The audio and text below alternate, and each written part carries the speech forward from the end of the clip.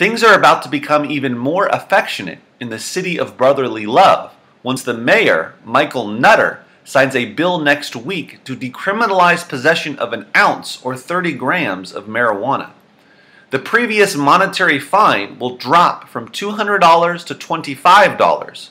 The person will not be arrested, but instead given a non-summary civil offense, and the convicted individual will have the charge expunged from their record. No other cities as large as Philadelphia have decriminalized possession before, aside from Chicago in 2012, giving their officers the choice to not arrest busted individuals, but instead give them fines. However, the Chicago experiment proved unsuccessful as a study in 2014 revealed that 93% of the misdemeanor pot possession charges in the city ended up involving an arrest, and 80% of those arrested were black, 17% Hispanic, and a paltry 4% were white. The importance of what Philadelphia is doing is twofold: preventing individuals who possess small amounts of marijuana from getting an arrest record, which can severely limit their opportunities for employment and potentially send them into a spiral of unemployment,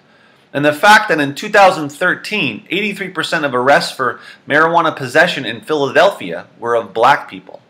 According to the ACLU, blacks and whites use marijuana at the same rate, yet blacks are arrested almost 4 times more for pot possession than white people.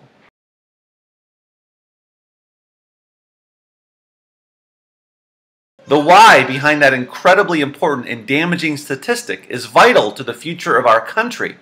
But if more large cities decriminalize small amounts of marijuana possession, then we can at least temporarily bypass the why in order to dramatically affect the lives of millions of minorities, especially black people.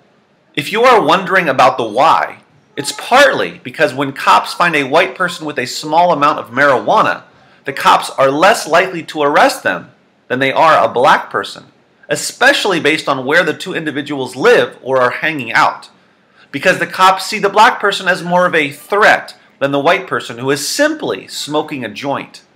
Everyone smokes a doobie, right? Especially those wacky young white kids who are obviously headed in the right direction and making good decisions, versus the mischievous, not to be trusted black person who is clearly making bad decisions and going to be a menace to society. One criminal conviction can ruin a life, especially as that life is just starting, which is why Philadelphia has made the correct decision in implementing this new law.